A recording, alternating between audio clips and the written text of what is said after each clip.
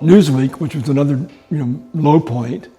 I happened to be on the elevator there. There were like 300 employees, and this young researcher and I started talking. His name was David Friendly, and he said, "I said, what do you do?" I said, "Well, I'm a researcher. What would you like to do?" I said, "I'd love to go be a reporter.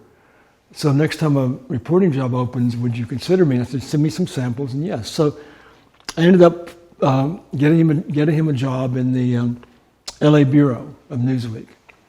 And so after I did China Beach, various things happened, and I ended up making a TV series about JFK Reckless Youth, which until recently had the distinction of being the lowest rated TV series in the history of ABC television. So, but what happened is that David Friendly called me up, who I'd last met as a researcher in the elevator, and said he's working for Ron Howard now, and they just bought this book about the Apollo 13 mission, and it's still being written, but they'd like to get someone with a journalistic background to write the screenplay. And we know that you came from near NASA, and that's where you grew up. And so, would you be interested? And I said, yes. And I know just who I want to get to work with me, Al Reinert, who had also been very interested in the space program and had written about it for Texas Monthly, and had made a documentary about it called For All Mankind, which my sister Betsy produced. So I called up Al, like I'd called up Greg Curtis and everybody at the beginning. He said, "Would you like to work on this film with me?" He said, "Absolutely." So we worked on it together, and we went down to NASA and interviewed a lot of the controllers, and we interviewed the astronauts, and I remember a couple of really great interviews. I said to one, I think it might have been Lovell, "Jim, you were 200,000 miles from Earth, and your spaceship had just exploded, and you didn't know how you were going to get home. No human beings, really, in the history of our planet have ever been in such a situation, right? How did you feel?" He said, "Well, I just felt maybe the mission book wouldn't work. They might have to improvise a few things." I thought, "Oh, I get it. They're engineers, right? And they want to work the problem." So that was really an interesting interview. And the other one was with Jerry Bostic, whose son Michael also worked with Ron, and who was helping produce the movie. And Jerry had been a controller, and we went to have lunch at one of these sort of seafood places near NASA. And I said the same thing, here you guys were, they were lost in space. What were you thinking? How were you feeling? He said, "Well, I don't think we were feeling anything except that failure wasn't an option." So I said, "You say that again?" So I wrote down, "Failure is not an option." And that's one of the great lines of the movie, right? And I wish I could say I made it up, just like Houston, we have a problem. And I think the actual line is, "Houston, there is a problem." But so those things are just gifts, right? And part of that comes from my journalistic experience of just let's don't write the script based on watching a bunch of other movies. Let's actually go out and talk to people. Let's interview people. Let's see what the experience is like. And that's how we started doing the research on Apollo 13. We just treated it like a magazine story. And we wrote a bunch of drafts, and we turned it into my agent, Bob Bookman, on Friday. And he called on Monday and said they sent it to Ron Howard, who just loved it. And he sent it to Tom Hanks, who wants to play Jim Lovell, and we're going to set the film up. I thought, this is so easy, right? It's just unbelievable. So, and that is in fact what happened. And we kept working on it, and Tom had some notes. I'd met Tom when I was doing China Beach, he'd just come by. He was really interested in Vietnam, and we talked a lot. So I was really excited about it. Jim Lovell was not so excited because he wanted Kevin Costner to play him. Like when they met, I don't know, only way I can describe it is like two guys with toupees looking at each other like, do I look like that? Do I look like that? And Lovell didn't come to the set because no one really wants the actual person on the set while they're acting, although we did have another astronaut whose name I forget who became a technical advisor. And they literally, our idea was to make the most authentic historical film ever made. And Ron was meticulous. We went, all of us, Tom and Ron and Al and I went down to NASA and we showed them all around and showed them the control center and the Saturn V rocket and the museum and sat in the modules. In Hollywood, they built a model of the mission control. It's to scale. They measured every inch. They put everything exactly where it was. And the technical advisor was on the set, and he went around the corner, and where at the real NASA would be a hallway to the bathroom was just a wall. And so he ran right into the wall because he thought he was back in the real thing, kind of like me in Vietnam. So this was a wonderful way to do a movie, and Ron was great to work with. He called us at the last minute, just before they were starting to film, and said that, what was his words? He said, "You guys have pitched a great game. We're in the ninth inning. I'm going to bring a closer in to just finish the script and do the final polish." So they brought in John Sayles. He said, "Great." And they sent us his version, and he done some really interesting things, but he also just changed every line of dialogue.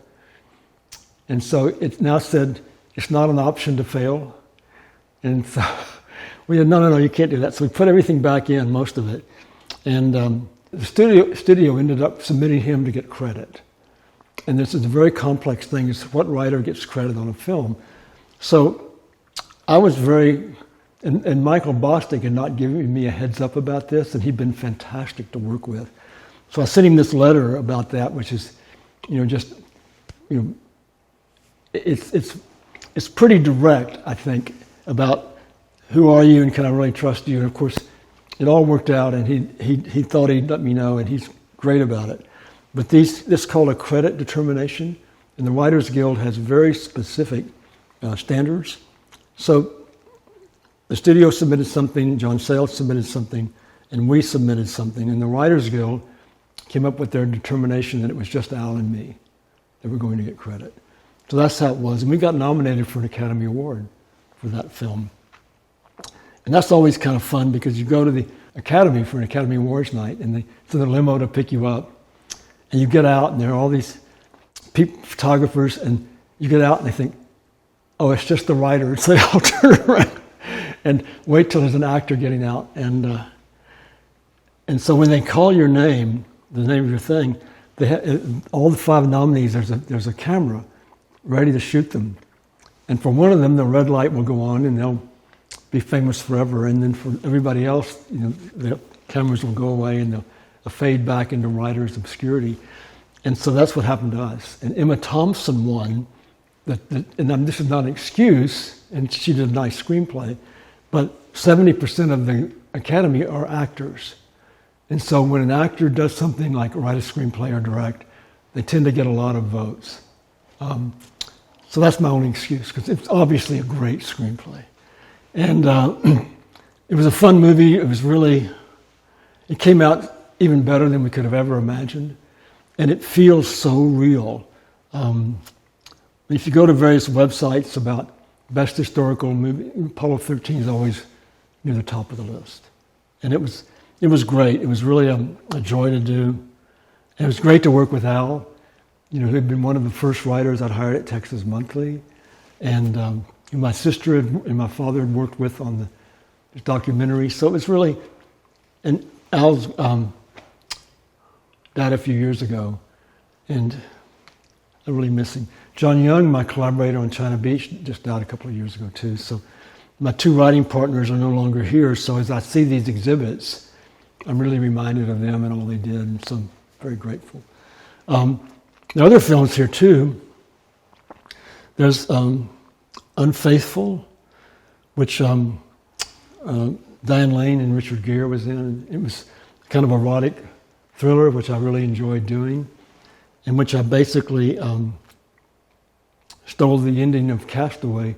Yeah, I stole the ending of Castaway for that, because it ends with just them with the blinking red light trying to decide what to do, whether they're going to report themselves, turn themselves in or not. So that was really fun. And I think Diane Lane got nominated for an Academy Award for that one. And what I'm most proud about that is that I'm so embarrassed by sex scenes in movies. I literally cannot watch. It's just I feel for the actors. They feel so fake. So we had to have a sex scene. So what we did is when Diane Lane and French guy Olivier Martinez meet, and they first have their first sex, we didn't show it. What we did was show her on the train going back to her suburban place with all the commuters, and then going into the bathroom to clean up. And as she's washing herself and washing her underwear, you see her flashback to just pieces of the scenes of their having sex. And what it does, I think, is it shows how powerful that the memory is. And if you just seen it at the time, I don't think it would have meant the same as when you see her having to get ready to go back and be with her husband, but still living those moments that she had. So it was, and there was no dialogue again, at all. So I was really proud of that scene too. You know, there are certain scenes that just stick in my mind from randomly that I think are really good. The ones in this one, in Apollo 13, is at the beginning, Tom Hanks playing Jim Lovell is in the backyard, and they've just watched Neil Armstrong land on the moon. And Jim Lovell has this dream, all he wants is to go on his mission. And so they're lying there, and he takes his thumb and he covers the moon up. And that's all he wants, is to get there. And then after the capsule explodes, and they're lost in space, and he realizes his dream is not going to come true, because that's kind of what it's about. What happens when your dreams don't come true? And all they're doing, he looks through the capsule down at the Earth, and he puts his thumb over it just to cover it. And he looks at it again, and he says, "It's time to go home," basically. So, you know, again, those are just visual things of showing the distance and kind of showing emotions and ambitions without having him say, "God, I'm just dreaming of going to the moon. That's all I want." You know, it's often in film, you don't want, the most boring scenes is when characters tell you exactly what they're thinking and what they want, and the music is just exactly repeating the emotions. The whole idea is to try to make it more like life and try to make it real. So this was, it's really, you know, the reason it made it so good is it's a film about a failure. You know, they tried to make a film about Apollo 11, but it's just not that interesting because everything works out. And the beautiful thing about Apollo 13 is, and it's generally true of most drama, is it begins when something goes wrong. Whatever the life you're leading, the marriage you have, like in Unfaithful, your plans to go to the moon, your feeling of Santa Claus not existing, pick any of these movies, plane crash, your FedEx plane crashes, just in your routine of your life. And that's why Apollo 13 was a brilliant choice for a movie. Not my choice, it was one that Ron Howard saw the potential in. But it's what happens when things go wrong. And what happens when, you know, all these controllers and everybody around the world are trying to save these three men lost in space. And to me, you know, the controllers, they're the heroes. And one of the other dramatic challenges I'll just talk about is, how do you create dramatic tension when everybody knows the spaceship, they're going to get home, right? They're going to get home. We know that. Tom Hanks is going to survive. So Al's and my idea was to create a tripod of point of view with the men in the capsule, the controllers in Houston, and the families. and to invest the audience in the families and the controllers who don't know what's going to happen. So if you identify with them and you're living their experience and you're waiting for them to re-enter Earth, and there's that silence that's supposed to just last 3 minutes, and it's 3 minutes and counting, and you're cutting to the control, and you don't cut to the space capsule anymore, you're just cutting to the families, the son sitting in his classroom, the wives, with their kids, the controllers, and you see the clock counting 4 minutes, 4.5, nothing but silence. Oh my God. I get emotional even thinking about it. And then suddenly it's broken by, Houston, Apollo 13 here. Boom. The controllers cheer, the family goes nuts. And so it works because the audience has been invested in the people who don't know. And that was one of the things narratively that I was really proud about it, what we created with the film. Because usually so much of the film, just like writing, is about your point of view, right? Film is about where is the camera, who's telling the story, what story is the camera telling, and it was the same. We'll go over to Castaway in a minute, but when Chuck is on the island, the studio people all wanted to cut back to Kelly, Helen Hunt, in Memphis with her life, or they wanted to put a score on or have a voiceover. And no, I just kept saying, no. We're only going to hear what Chuck hears. We're only going to experience what he experiences. And that's like with this, we did the opposite. We didn't just stay with the people in the capsule. We went to the controllers and to the families, and at the crucial moment, we didn't go back to the capsule at all. That's just a lot of what I think make not just my films, but really good films work. There's Polar Express on here, which is, I love that film.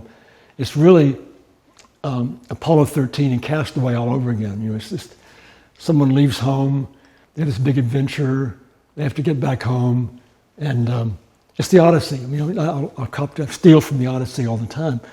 But Polar Express I love because it's the film my kids could see. And two of them, Susanna Broyles, who of course curated and with Steve this, her little sister and brother were both in the film on the train, and they got to be part of it. And but it's to me it's just this wonderful film about storytelling. And again, I'm such a sap. And when at the end, when Santa Claus gives him the gift of Christmas, and it's the first bell. And it's he takes it home, and his parents pick it up, and they can't hear it. And then he said, eventually I couldn't hear it either. And you think, wow, it really is about that time of childhood when you can believe so much, and when you get older, your mind and the way your brain is wired, you just don't have that wonder anymore. But it was really fun. It's the first motion capture movie, full length. They had Gollum and Lord of the Rings. 2 or 3 years later, we thought, wait a minute. Because some of these movies were being shot in 3D then, after that happened. And they were going to IMAX, and they were doing so well. We said, wait a minute. We shot Polar Express in 3D. That's what you do. You have cameras all around, 360. And so we ended up putting it in IMAX. And it did tremendous. Every Christmas, they still show it in IMAX, and it's so exciting. Down the roller coaster, but that's a really beautiful film because it reminds me of my Christmas and the kids' Christmas and just the magic of it all. And then Jarhead, it's my war movie, and there's a whole resonance with Vietnam here because it's also it's like if Castaway was a chance to make a silent movie and kind of push that through. This was like a Samuel Beckett film. It's like all these guys are trained to be snipers, but they never get to pull the trigger. It's like again, your dream, whatever your dream is, going to the moon, even being a sniper, as negative as that is, what happens when it doesn't come true? And also, what happens when what happens to the people who fight these wars? So I gradually become more of a pacifist as life goes on.